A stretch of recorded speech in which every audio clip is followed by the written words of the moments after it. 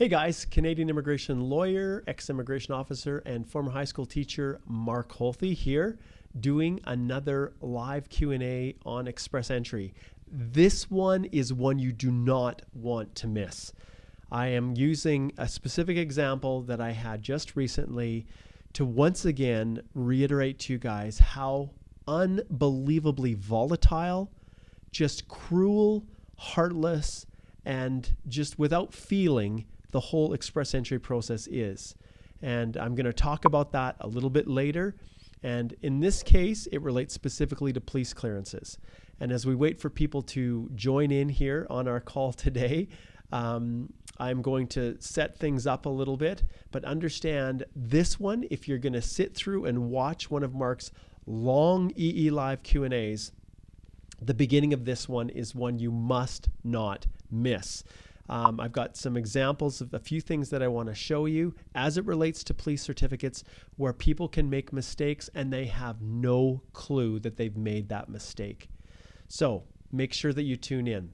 All right, people are piling in now, which is awesome. I have a great list of questions here that have been sent to Stephanie, and I appreciate all that she does to help support me with this, because usually I spend so much time sorting through the questions. Well, I don't have as much time to actually work on client files. So there's some that are going to get through here that we're going to be able to address. If you yourself want to have a question responded to or answered here, you've got two options for doing it. One, and I'm going to put this up right here, if you can't make the live session, is to go and maybe it's probably better with my nice white shirt here to keep it here for now, is to send an email to stephanie@stringham.ca, and always remember to put EE Live Q&A in the subject line. The reason is because we get I can't tell you how many, whoa, I'm adjusting that one. I can't tell you how many requests we get all the time for consultations. And so sometimes it's not clear whether the person wants a consult or whether they just have a question that they want to address here. Sometimes the questions we get when people put EE Live Q&A in the subject line are really specific, only relating to that person and their unique circumstances. And in those cases, they always get sent a request for a paid consultation. So because of that, you need to make sure your question, if you want it to be considered, is general in nature. So that's the first way. The second way is just to stay here, right on the Canadian Immigration Institute Facebook page. If you're watching via YouTube, yes, I'm strongly considering doing live Q&As on YouTube as well. But at this stage, this is kind of my comfort zone. And if I can figure out a way to spread them out into two different feeds live at the same time, maybe there's a way of doing that. That would be pretty awesome. But at this stage, it's just here on the Canadian Immigration Institute Facebook page. That's where you can tune in and watch. All right, let's see. Ralph here, he's already starting off. Ralph is the best. You are the best, Ralph. Ralph, it would be awesome. I think if you guys go back and you watch the YouTube video that I did with Bella Hansky, which is Ralph's sister, we talked about the crazy experience that Ralph and Bella and their family went through in order to get him permanent residence. And I am unbelievably grateful for their friendship, and they're just like family to me. And so go back and watch that one. Maybe, Ralph, if you can find it on the YouTube channel, you can just post the link in the comment section.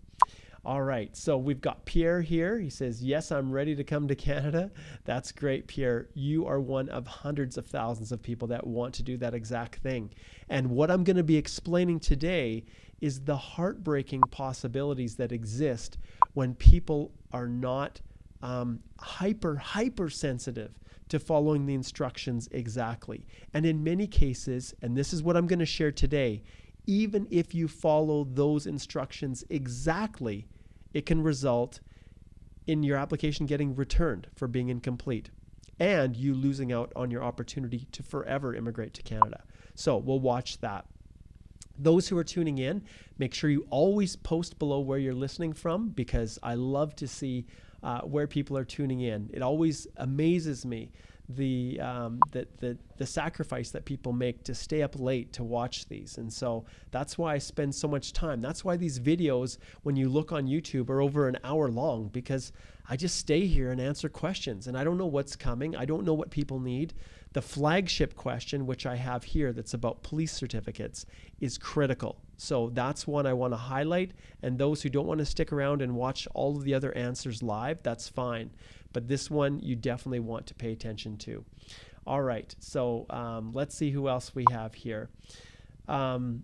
Jit says, do you make files for German visas? No, I do not. But I've got a wealth of global immigration lawyers all over the world that I'm a part of. The Global Migration section of the American Immigration Lawyer Association has lawyers from all over the world who do exactly what I do. So I've got this awesome network, so I can refer you to pretty much anyone that I know and trust. All right, let's see what else, where we have you guys tuning in from. And Jit, that is Schengen visas. So if you want any assistance or you want a referral, just let me know, and I can provide a referral to someone who can assist with a Schengen visa. All right, Ralph, you're awesome. He's worth every dollar. All right, and Souza, thanks for the thumbs up. Okay. So those who have questions, I also want to remind you just to hold off a little bit. And once we get through the email questions, then I will tackle all of the live questions. Excuse me. So those who are tuning in live, hang in there. And I'm also going to take a second to just show you guys, or at least teach you guys a little bit more about what's happening right now with this whole police clearance issue that I wanted to share with you. Now I'm just going to pull up here while I'm waiting. Let's see here. I think my phone's going to be dead by the time I am out of here. I was going to show you guys a little. Every day I want to show, I should say each week, what's been happening in the Holthe household. And let's see here. This is a good picture. I'll share this one with you guys here in a second. It has been, like I've indicated to you guys all before, it has been just an absolutely, oh, nice. I swear, these updates on the Mac are going to be the absolute death of me. But that's okay. That's okay. I can figure it out. I don't know if you guys have noticed, every once in a while, whenever I get these updates, then what happens is all of my saved passwords and everything on my computers all disappear. And then basically I end up having to figure out where all of my passwords are and just resurrecting all of them. So let's see if I can find this here.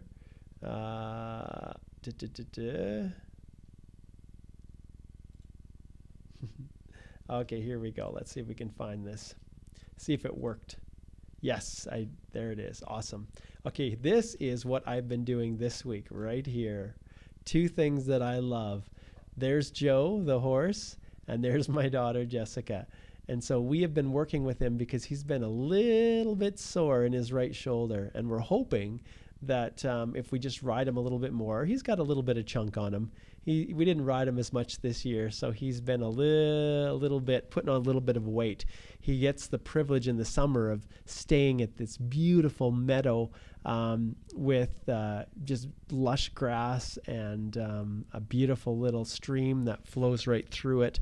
And so we've been working on him, trying to get him up to speed so that he's getting his strength back and just getting in shape. Just like all of us, right? I think we all have issues. And yes, I'm wearing my glasses. I'm rocking those today, which is a whole different look. As you can see, I'm blind as a bat, so the thickness of my lenses is apparent. But yeah, I was out of contacts, and you know what? Such is life. This is Mark. This is who I am. It's all about that production value, right? Okay, let's see where everybody's tuning in from. So Muhammad is Sri Lanka. Very cool. Abdul, Saudi Arabia. Welcome, Abdul. And we've got Sazadul is Bangladesh. Great. Fantastic. Muhammad says it's 11:40 p.m. Yeah, thanks for staying up so late. Hi, Masood. Pierre's tuning in from Ohio. That's great, Pierre. Nishad is from India. And Radwan is here in Alberta, in Red Deer. Awesome, fantastic. Okay, Jit, then what she'll do, Jit, is send me a Facebook message. That's probably the easiest. And then I'll try to find someone that I can refer to you. All right. Let's see here.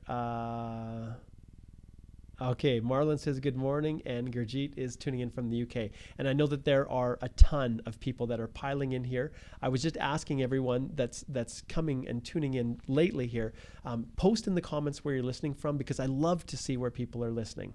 Okay, it is now time. Bochti is UK. Hello. Okay, so now it's time to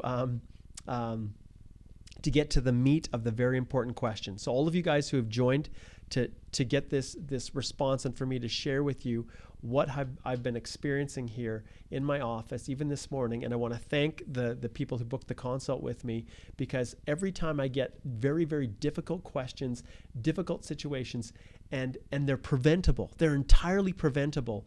These are the ones that I really, really want to make into videos and to teach people so that others don't make the same mistakes.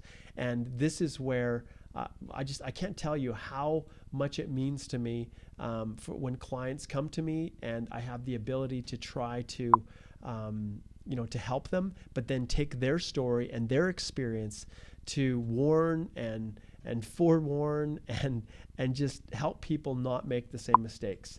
So I'm just going to pull this up here, and I am going to, let's see if I can find it here.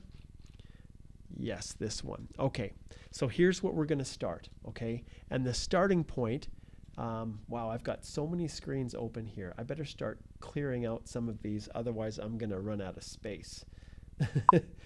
All right, then let's close even the Skype here. Okay, so what I want to start off with is by sharing my screen, and I'm going to close. Thanks for your patience, guys. I'm a one-hit wonder here, trying to do all of this multitasking. This is quite a feat. Okay, so what I'm going to do is I'm going to start right here. I'm going to share my screen with you guys.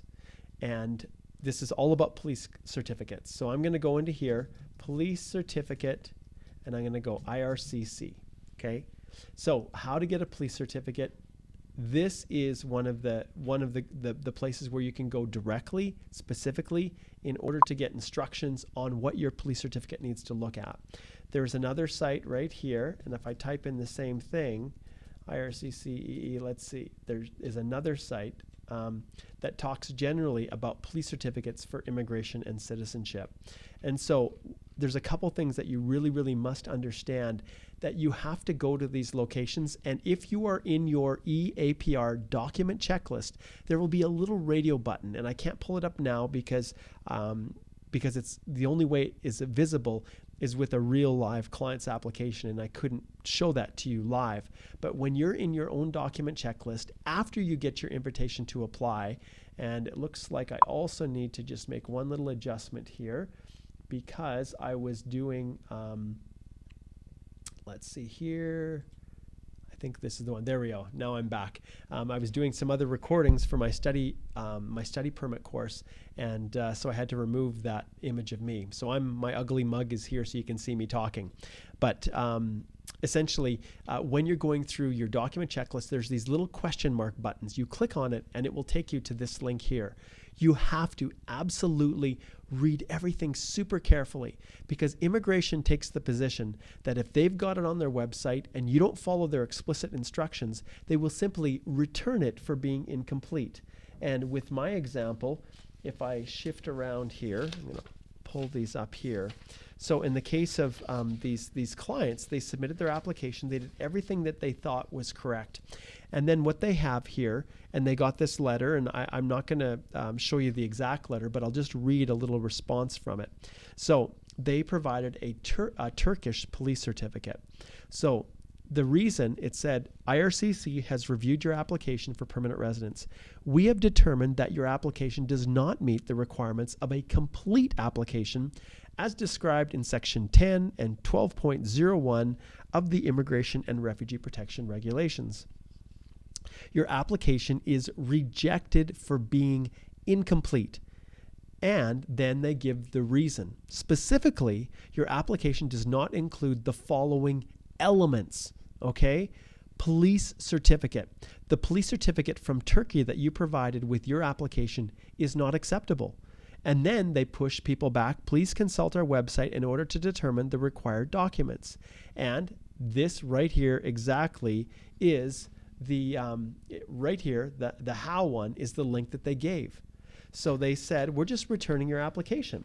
And so, all right, okay, so what's the issue? So in the consult this morning, we went straight to the source.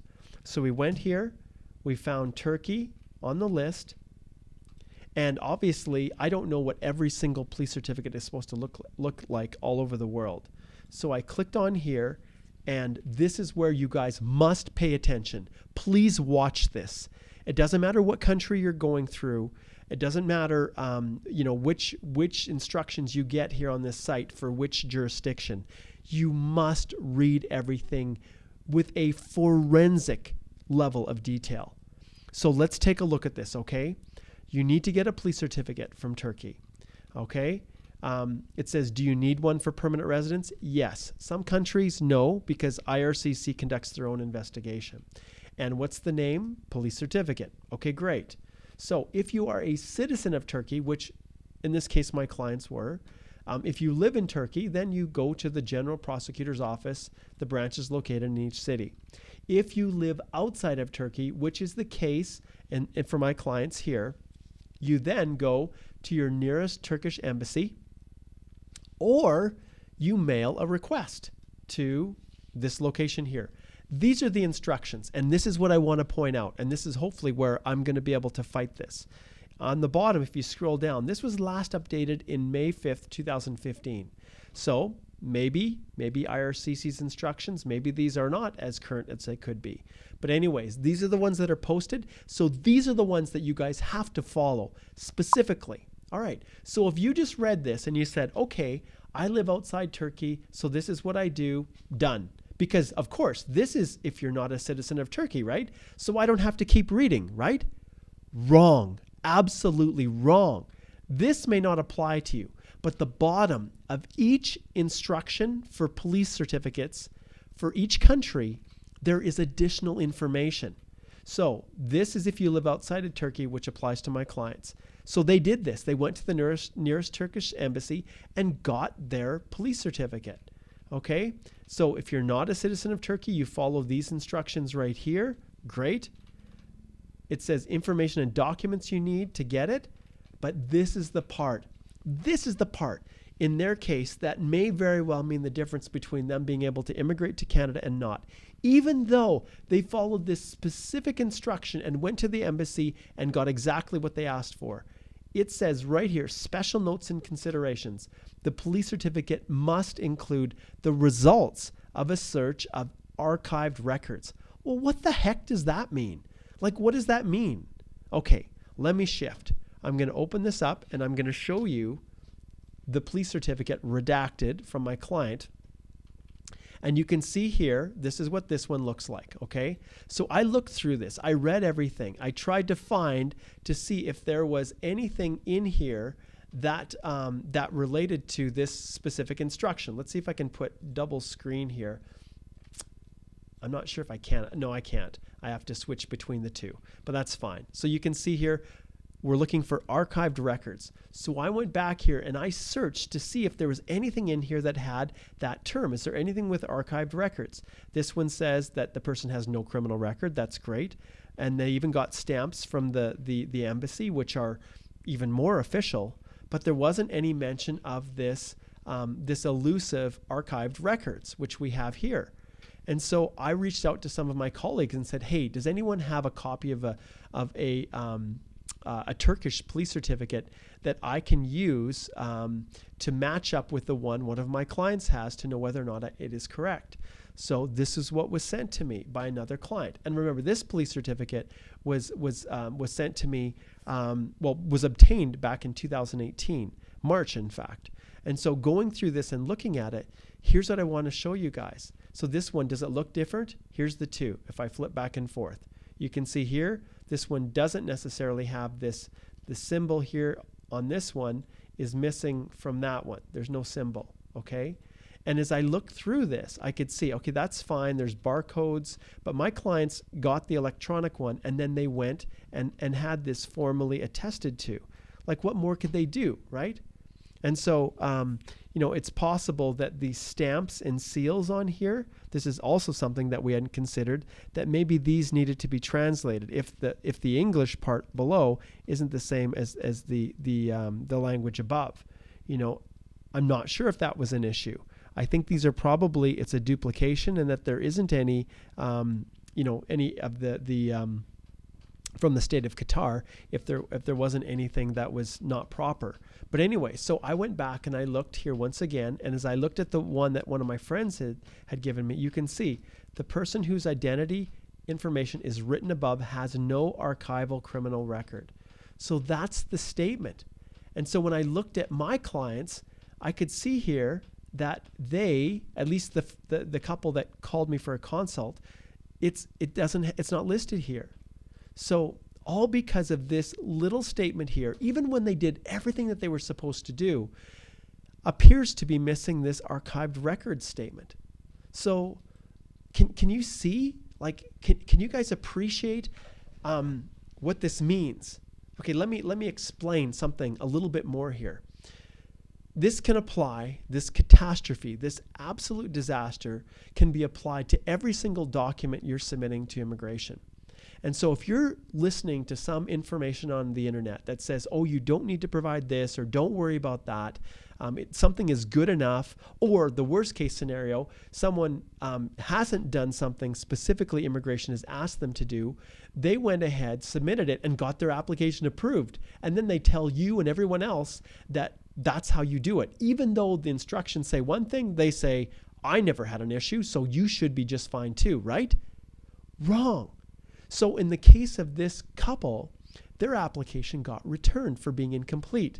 Okay, well, that's not bad, right? And if I talk to immigration, IRCC, that's often what they say.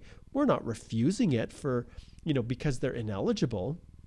We're just returning it because their application was incomplete. Well, what does that mean? And I've said this so many times. They were drawn at 460 CRS points. But what has happened in the interim? What has happened since they submitted their application? When they submitted their EAPR, the principal applicant's age was locked in. But guess what has happened since that time?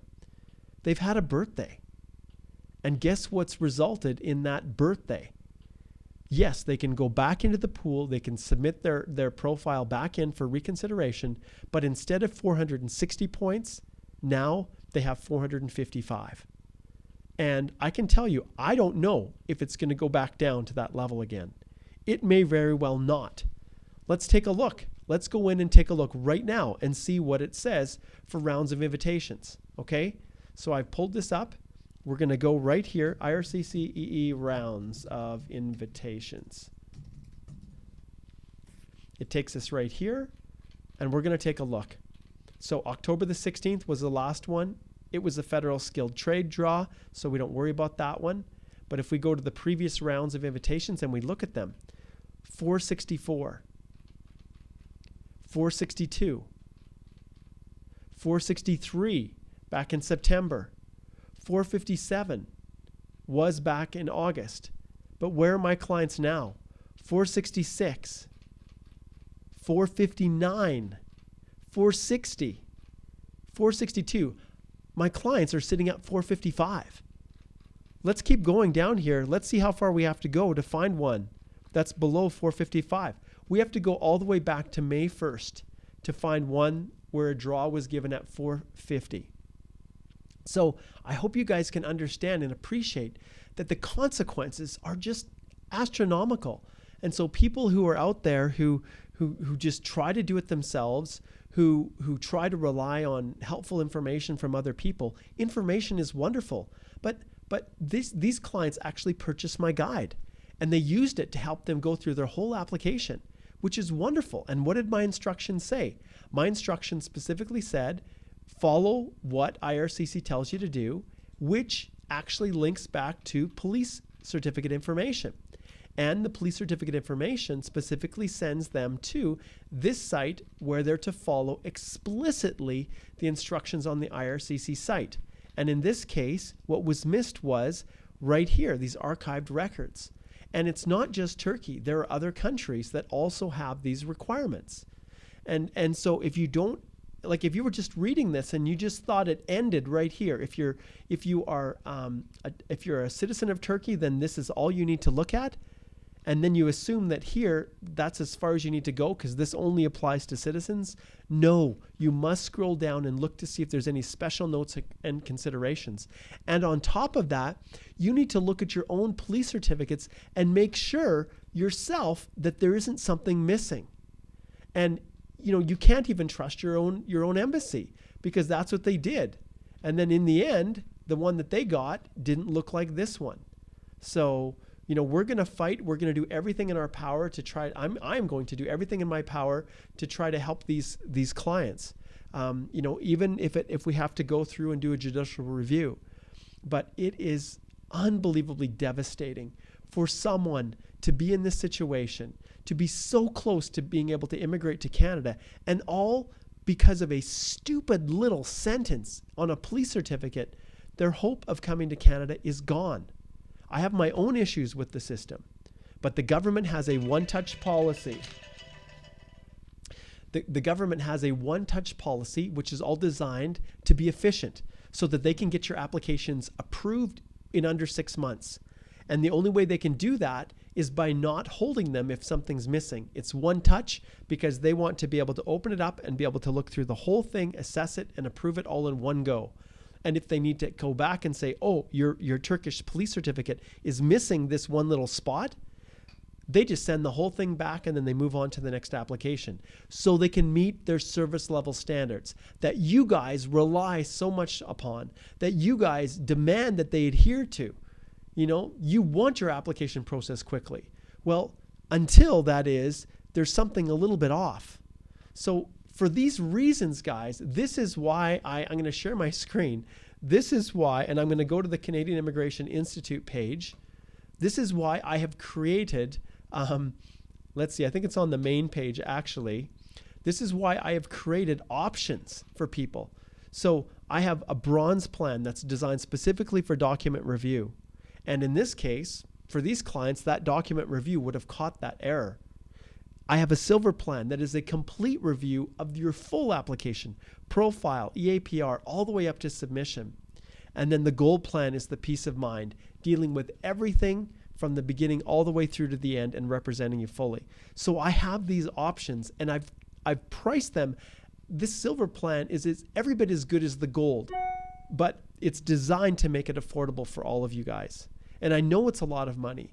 But can you imagine what is the difference in lost money or lost income or lost opportunity if you try to do it on your own and you run into this problem?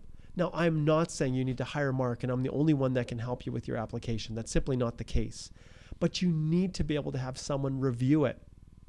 Double check to make sure that you're not missing something, because it's not a matter of just getting your application returned. It's a matter of you never being able to get that invitation to apply again because your comprehensive ranking system score has dropped. All right. I think I've covered enough at this point. Okay. Whew. Okay. Now, I'm not going to say any more about that, but just please be aware. Super important. Okay. Now it's time for me to jump over and to start answering, if I can find my questions here, the questions that were sent in via email by the listeners. Those of you, thanks, Ralph. I see you've posted the actual link to, to the discount maybe, I think, or to the link where the video with your sister, I think. You've posted so much here, Ralph. Thank you so much. So all of you guys, let me just jump back here. We've got, let's see where we've got people listening from here. Who else do we have? Amir. Hey, Amir, I think I told you that I'm coming to Egypt in March. Super excited about that. Lee's in Mauritius. Awesome. Mohammed's Pakistan.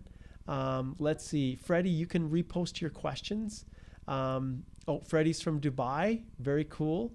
All right, great. So hold off on your questions and then we'll answer those in a little bit. Okay, so now we are, anyone who has a question about Express Entry, hold off and then we will answer those in a little bit. Okay, so this first question here is from Kabir. And Kabir says, if I plan on doing a soft landing, will this have an impact when applying for citizenship? How does it work with getting the PR card? How will I come back into Canada if I do a soft landing? In my situation and in every circumstance, I advise my clients, if they're going to do a soft landing, that they wait for the permanent resident card to be processed.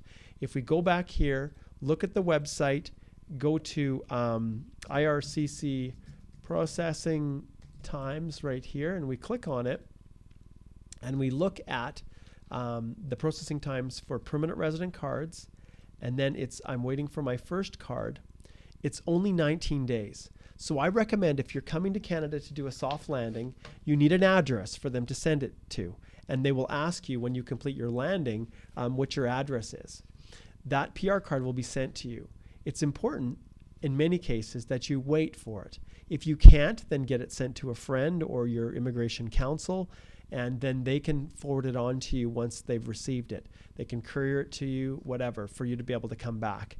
But that is how you do it. That's how I advise my clients. As far as citizenship, yeah, every day that you spend outside of Canada, period, is not going to be counted for citizenship. So it means it will take longer for you to meet the minimum 3 years of physical presence in Canada in order to get your citizenship.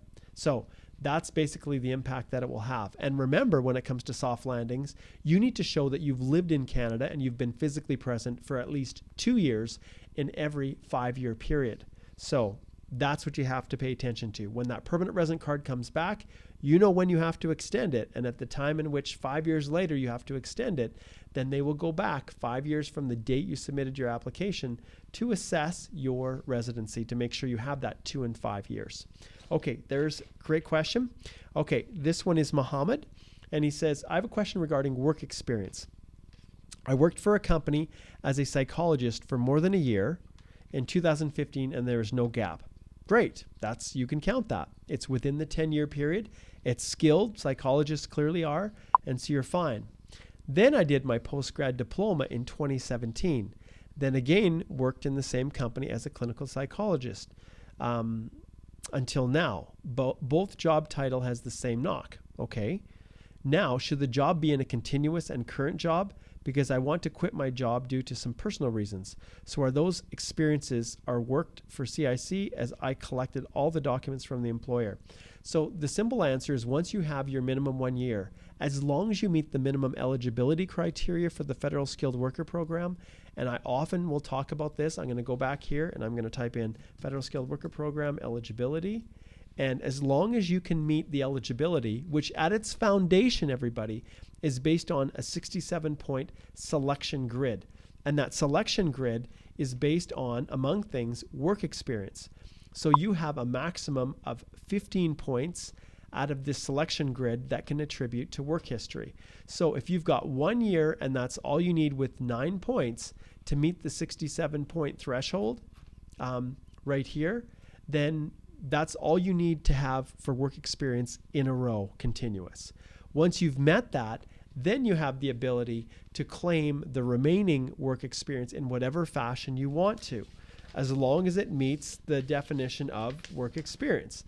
30 hours a week full time, it's skilled, at least a knock B, A, or O, that it's paid.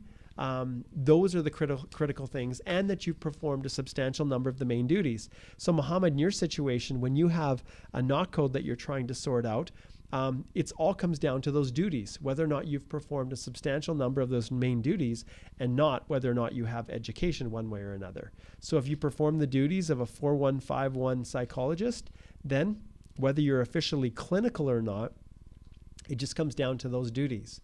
All right? Great question. All right, next one. This one is from Christopher. He says, hope you're well. My query is regarding an EE profile. While filing the profile, do I need to add secondary school to onward in the level of education? And one more thing, how do I claim 2 or more degrees? Because there's a drop-down menu, there is no option for 2 or more. Okay, good question, Christopher. So I rarely worry about high school. If you have post-secondary education, then I get those assessed. I will often get both the master's and the bachelor's degree assessed if you have both of those. Some people just say, oh, I'll just get the master's assessed. Well, what if WES or another organization doesn't equate your master's to an actual master's level? What if they equate it to a bachelor's? And then you don't have your bachelor's degree assessed? Well, then you lose out on getting 2 or more educational credentials, which means more points than just a straight up bachelor's. So in your case, Christopher, here, when you're completing your profile, you're going to list each of your education as separate educational credentials in your profile. Then the intelligence of the comprehensive ranking system will recognize that you have 2 or more degrees and will give you the points. So you just indicate what they are, bachelor's level if you have 2, and you leave it at that, and then they make up the difference when it comes to 2 or more credentials. Okay, good question. All right, this one is from Wahid, and he says, hi, Mark, I really appreciate your efforts and helping those people who are in the queue. My question is, I recently legally married, and my wife is working in another city in Pakistan. I'm living in another city for the purpose of business. So at this time of the police clearance certificate for me, I will arrange from my hometown where I'm currently living. But for my spouse, she is living in another city. We will arrange from there where she is living. But the point is, does an immigration officer raise a question that those couples are married and why those are living in another city? No. They're rarely going to do that, because in your letter of explanation, and if you engaged me to hire you, we would simply state that, yes, you're married, you're living in 2 different places and working, and explain that's why the addresses are different. Simple as that. Do they have the right to come back and inquire or ask more about the genuineness of your marital relationship? Yeah, they can come back and ask about anything. But I'm very proactive. I included in a letter of explanation so that there's no confusion, and I'm addressing it right head on with the officer. Okay, this one's from Ron. He says, I'm trying to be proactive. Can the photos that are to be submitted when the applicant gets PPR be taken 1 month before they actually get the passport request email? I saw my friend's photo specifications say that the photos should be taken within the past 6 months, so I thought it would be a good idea to have them ready. What are your thoughts? 100%, Ron. I always get, if I know my clients are going to get an invitation to apply because I've assessed them and I know how many points they're going to get, then I have them go ahead and get everything, including the photos. And if the photos are 3 or 4 months old, I'm not worried about it. The key is that they are truly within the past 6 months at the time in which your EAPR application is locked in after submission. So, good question. Very proactive, Ron. I recommend you do that. Yes. Okay, Arion says, and I also want to identify, once again, for all of you guys that are watching, I have this review process. I do them all the time for clients. And when they come out of it, they know that everything is fine. They know that everything is in place. And because we both turned our attention to it, we do a Skype screen share, just like you're watching me right now. I flip my screen around just like this. We go through every piece of the actual application, step by step through. And I honestly believe that there is no other resource out there that is effective as that technique. All right. This one is from Aleem, and Aleem says, thank you for sharing all your information with us. You're very welcome, Aleem. My AOR is December 15th, 2018. My wife is pregnant. She's due in 3 months, and we have to redo our medicals as they expire in a month. IRCC stated that criminality, eligibility, and security was passed. So the medicals is the only thing holding back the application.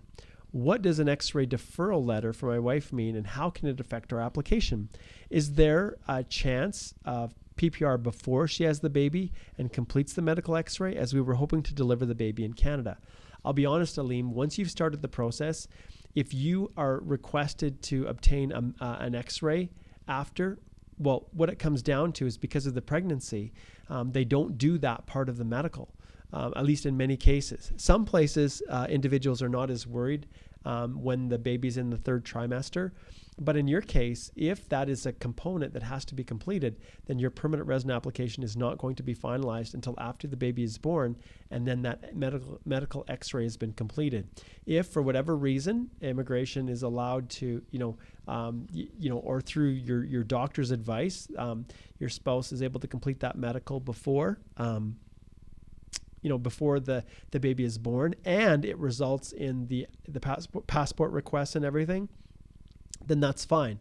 But when your spouse is expecting and that second part of the medical is not yet completed, yeah, you got to wait, unfortunately. So it's probably going to result in your application being delayed considerably. Okay, let's see. I think this one might be the last one. Let's see if I have it here. Okay, this one is from Kate. Thank you for creating such a helpful platform to help us through EE. I have a shy few questions I have to ask you. I'm Taiwanese, currently working in Canada under an IEC, Young Professional Work Permit. Before this, I interned, paid part-time at the same job at the same school on my study permit in Canada. While I understand that those 2 months won't be counted towards CEC and CRS score, can that be counted as part of the Federal Skilled Worker minimum entry in addition to my current full-time position, so they add up to 1 year of work experience? It all comes down to Canadian work experience and the definition of Canadian work experience. And when it comes to the comprehensive ranking system, yeah, that you can't count that. When it comes to the Federal Skilled Worker Program, that's not foreign work experience, it's Canadian work experience. And this is a question that has been bouncing around for a very, very long time. And I personally do not try to count those extra 2 months on a study permit in Canada. I don't with my clients. I don't take the chance. And so ultimately, if immigration would let it slip through, I'm almost positive that for some people they have been able to slip through with just having the trying to claim that under the Federal Skilled Worker Program, because understand, it doesn't specifically state that, right? It doesn't specifically state in the same way the Canadian Experience class does, says that you can't claim work experience while on a study permit. But in these cases, I never, ever, ever take that chance. I don't. I wait, and then the key is you can count that work experience from the date that you submitted your post-grad work permit, not when you received it, but when you submitted it. So that's when you can start counting that Canadian experience class, Canadian experience, the work experience. Okay. Second question, my employer is willing to provide me a job offer. With my employer-specific work permit, I'm exempt from an LMIA. My question is, can those 2 months of internship as a student be counted towards the 1 year rule under LMIA exemption? Or do I have to be working for the employer for a year while on my IEC Young Professional Permit?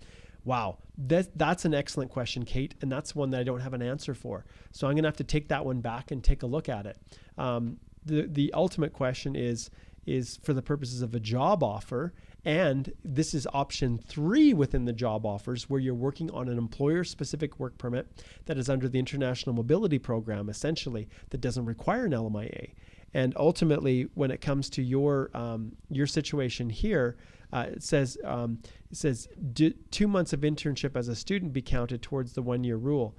If your work permit is a named work permit and you're working under that premise, then yes, you can count it. But I don't think you can count your open work permit experience. Well, I should say no, your study permit while you're on a study permit. I don't think you can count it. But I have to look back. This is a great question that I'm going to ask and see if I can get an answer on. If it changes, I'll let you know. But my advice always is not to try to count it, because the last thing you want is your application to get returned and then maybe you lose out on an opportunity. All right? Whew. That was quite a go-round. Both that teaching moment at the beginning and all of these questions that were sent in via email. Now it's time for you to ask your questions, all of you patient live folks. So I will start with Fazia. I'm going to start with her question here. And then if you have questions that you want me to answer right now live, you can start posting them. Some questions, if they're too specific or too long, I'm going to skip them because it needs to be clear, concise, and short so that I can get through as many as possible. So keep your questions short. And that they're general in nature, not specific to your situation. And then let's see what we can do to try to answer those questions. Okay, so the first one that I have here is Fazia, and she says, I have been living as a foreigner in India since the past 3 years. Initial 3 months, and Masood, your question is pretty long already that's popped in there. Okay, initial 3 months, I was on a tourist visa, and later after getting married, my visa was converted into a spouse visa. I'm finding it difficult to get a police certificate for the initial 3 months. How can I deal with this? Great question, Fazia. I actually can't answer that one. I'm not sure how you do that. Obviously, everything is based on residence, and so you do the very best that you can to get a police certificate as best that you can, and then you provide an explanation. Other than that, there's nothing really more that I can say, because I don't know the inner workings of the Indian system for giving police certificates. Your job is to do the very best you can to get it, and if you are unable to do so, then all you can do is demonstrate why you weren't able to get it and provide that letter of explanation in detail. If as you're going forward, it's really tricky, Fazia. Part of the process for reviews that I do is in helping clients navigate these situations and in drafting letters of explanation in a way that the government can see you've truly done everything in your power to get it but are unable to. All right. Callum Beer says, any chance for 450? Straight up express entry, not PNP or anything else? Doubtful. Masood, he's in the UAE. We only get closed work permits here. I ended my employment in March and had to leave for Pakistan. I came back in April to search for another job, stayed 3 months on a visitor visa looking for a job, got the offer, went back to Pakistan for 2 months, received the employment visa. In the address history, do I need to mention my UAE address while I was on a visit here? For 3 months looking for a job, I was still residing at the same address I live in when on work visa, since my tenancy was still valid. Sorry for the long post, you're the best. Yeah, flattery will get you nowhere, Masood. Just choose. You can choose and describe it however you want to. The key is that there are no gaps in your residence history. So if you are listing that 3-month period as a visit, then you're going to continue to list your home back in Pakistan as in the address section. If you decide to list Pakistan as your residence there, then it's not going to be a part of your travel history. It's as simple as that. So you choose and go from there. Okay. Kamal also says ONP skilled trade for 450. That I can't answer either, my friend. Okay. Mumtaz says, I'm from Pakistan. I worked in Rawalpindi but lived in Islamabad. Do I need a PCC from both cities, although they are close but they are different districts? All I can say for you is that you follow the instructions on the IRCC website explicitly. So if you're in Pakistan, and we go back here, and I'll share my screen, let's go back and take a look, okay? So we'll go back here, and this time I'm going to go backwards, and I'm going to select, because Pakistan is another one of those tricky ones. So I'm going to go back to Pakistan, I'm going to select it, and then I'm going to find out how to apply. If you are a citizen of Pakistan and you live in Pakistan, you can see very clearly here, if you're in larger cities, they're available through the police, the town or city police. If you're in smaller cities, then you go to the local district, okay? And they've got other instructions here. If you live outside Canada, if you're not a citizen of Pakistan, and then I scroll right down to the bottom where it says the Canadian High Commission in Islamabad cannot help you get your police certificate. Great, whatever that means. And then information and documents needed, please see above for specifics. Well, this is what you would need if you are living in Pakistan. Okay, so with respect to your question, I follow this explicitly. So if I feel like I need to get it from more than one location because I have residences in different locations, then 100% that's what I do. Even though they're close, if they fit within the same, you can see here, town, the city police officer, if that jurisdiction oversees both cities, then that's what you do. If it doesn't and there's a separate one in each place, then I follow these instructions explicitly and I get one in each place. All right. Okay, next question here. This one is Rafi. He says, hi, Mark. Is pension document counted as a government document? Rafi, I don't know what you mean. I'm not sure if that's for proof of funds, if you mean that. The key is that they have to be liquid, transferable funds that you can actually have access to right now to settle in Canada. Okay, Yash says, post-ITA, can you please explain the difference between work history and personal history? Does work history and personal history match? Yes, 100% they're going to match, 100%. Any work history that you list in the work history section is work history you want to claim comprehensive ranking system points for. If you don't, then you don't list it in the work history. Otherwise, it'll ask you to go get police certificates, reference letters for every work history listed.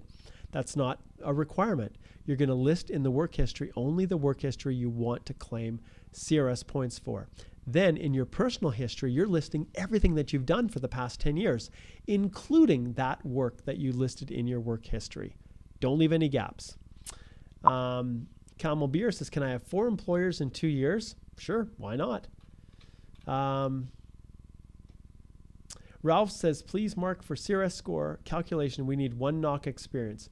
For EE admissibility, we need as well 1 NOC. However, when it comes to all steps after ITA, we need to disclaim different experience of different NOCs. Is that correct?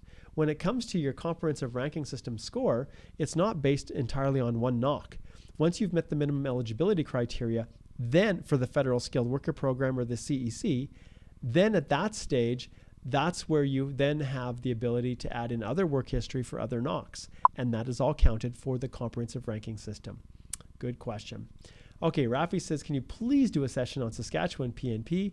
Please, please. I will book an appointment with you soon. Rafi, book an appointment and we'll talk about it. I'm not going to do a session on the Saskatchewan PNP because there are 5,000 different programs. Okay, maybe not 5,000, but there are so many different programs that the whole process is, and it changes so frequently that there's no point producing a video that could be outdated in 1 month. It just is not a good use of my time for those situations. That's where you book a consult. That's where you hire me to review your application or to fully submit it. Okay, Yash says, I finished my studies in Canada in April and got my field job in June, and this is all in 2018. However, I was working part-time at Dairy Queen from April 2018 to June 2018, for which I'm not getting any points. Do I need to include that in my work history or personal history or both? Same response, Yash, that I just gave to the other fine viewer here who was asking questions about, let's see, who was that? I can't even remember. Yash, yes. Okay, so this is a continuation. The reality is, no, you're only going to list the work history that you want to claim points for, but 100% you're going to list everything in the personal history. You're not going to omit anything. Even if you're studying and working at the same time, they're both going in. They can overlap. Okay, Masood says, if someone has a job offer while being out of Canada, do they need to still have the funds available in the account, since the proof of funds section mentions that you need to be authorized to work in Canada? If you have a job offer that is truly supported by a labor market impact assessment, even if it is a permanent one that's used just to support your permanent residence, that's a job offer. No proof of funds is required, even if you're living outside of Canada. Avneet says, I've traveled country A for... can't exactly count number of times, but never stayed more than 2 days in my last 10 years. So do I need a PCC for that country? I was always on tourist visa. I'm a secondary applicant. Please help with your guidance. Avneet, when it comes to police certificates, let's go back and let's take a look at the specific instructions again. So this is where it's here. So what is a police certificate? Who needs one? So let's scroll to who needs a police certificate. So you and your family members, 18 or older. When should I submit one? Okay, let's see here. How do I get one? Okay, so here we go. We're going to go, how long is my police certificate good for? Okay, we've got that. I'm just looking here to see if I skipped past it. Sometimes these instructions are not as good. But really, if you look at the instructions on the IRCC EAPR document checklist, it states 6 months in a row. So if you've lived in a country 6 months or in a row, I'm just looking here to see. Maybe this is the one. Okay, here we go. I did one more click. So on this link here, I clicked on police certificates for express entry. And then here, it just emphasizes, okay, 18 years of old, every country you stayed in during the last 10 years for 6 months or more in a row. So it's as simple as that. 6 months or more in a row over the age of 18. Okay, good question.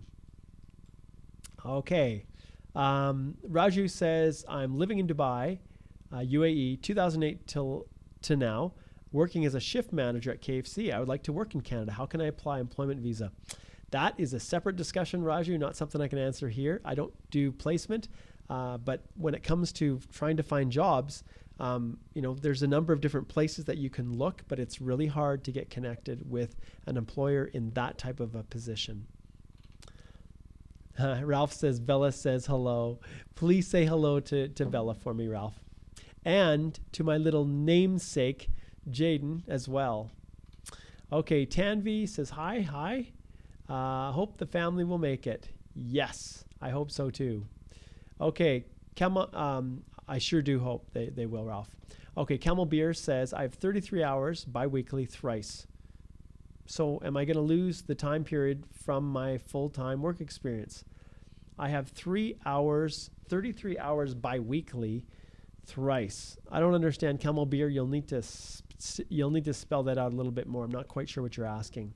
Okay, Ralph says, last question. No way for a freelancer to add his work experience, even he gets auto-paid, and he fully worked in his company more than 30 hours. No, there's always a way. You just have to be able to prove it. Rafi says, thanks for answering my question. Have a nice day. You too, Rafi. Yash says, I was doing Uber while looking for a job. Do I need to include that, or I should list unemployed? No, don't list unemployed. In your personal history, list that you were driving Uber, list that you were working fast food, list that you were doing retail, whatever it is. You can have 3 or 4 jobs all overlapping. It doesn't matter in your personal history, but be thorough, list it all. Mark says Masood says, Mark, you should conduct live sessions here in the UAE. Many people looking to apply from the Middle East would flock to attend, and the passes will sell it like hotcakes. Also, Dubai is a fun place for a getaway. You know, Masood, I just may very well do that. That would be really cool. What better way to justify the UAE? All right, my friend, I may just take you up on that. Avneet says, thank you. And Mayra says, hi, Mark. Hello, Mayra. All right, guys, we're at the end of this EE Live Q&A today. I'm going to keep it right within the kind of 12 to 1 time frame. I want to thank everybody for contributing and being a part of this. I hope that initial instruction on the police certificates was helpful for you guys. As always, I want to emphasize that this whole thing is possible because of my Canadian Immigration Institute sponsoring this. And as I've indicated so many times before, let's see if I can pull it up here. Every once in a while, I decide to just offer just this amazing discount. And that's exactly what I'm doing right now for my complete step-by-step guide. If you use coupon code EEDIY60, you can then get access to 60% off the lifetime access for this course. All you need to do is you can click on the image here in the banner image for any of the Express Entry Law, or you can, or the Canadian Immigration Institute Facebook pages. And right here, you can click on the link here, and it will take you direct to the spot where you can get lifetime access for only $198.80. It comes to an end at the end of October. And then I'm not going to be offering this discount for a long time again, and it's lifetime access. Okay, so go here, check it out. Or alternatively, you can go here. You can go to individual guides on my Canadian Immigration Institute page. You can click on Learn More. And then here is a whole bunch of information, including testimonials from all of these awesome people. I think they're all permanent residents right now, every one of them. And it explains why I created it, why it is so awesome, why I love it. And then at the end, once you're through everything, you can click on regular $497. You can click on Purchase Guide. And once you click on Purchase Guide, all you have to type in is EEDIY60, and it will apply it, and it will also give you access for $198.80. But remember, guys, it comes to an end right here. It comes to an end on October the 31st, and so act now and take advantage of it. Wow, there's like 24 people. Are my moderators doing anything? That's the question. I have 24 people that want to join this group. And you can access it there. You can go straight to the Canadian Immigration Institute, right where we're watching this live, and go up and click on the banner image, and it will give you the link in the same way. Click on See More, and then there's the link, okay? So that is always there to assist you guys. And understand that there is so much information in there that's just chock full, designed to help you navigate your way through Express Entry, to help you avoid the common problems, the things that people overlook, and it's there for you. All right. Also, if you want to book a consult with me and actually get my direct help, I'd love to do that. That is something I love more than anything. And excuse me, if you're just watching this and you have another immigration issue that's outside of Express Entry, I do pretty much everything. So it's not just Express Entry. But if you go in, and I'll post this in the comments section, and you type in the actual link that I have there. I'll copy this and I will paste it. And that link takes you right to the consult booking form right on my website. You can add it in here, and then we can get it booked up right away for you. All right. Thank you so much, you guys, for tuning in. And I want to thank everybody who had posted comments and questions. They really mean a lot. If you guys did not get your question answered today, if we ran out of time, remember, send an email to Stephanie@stringham.ca, and don't forget to put EE Live Q&A in the subject line, and then she will consider your questions for next week's EE Live Q&A. But remember, guys, access the guide. It's there for you at a whopping massive discount, and it's going to come to an end on October the 31st. All right.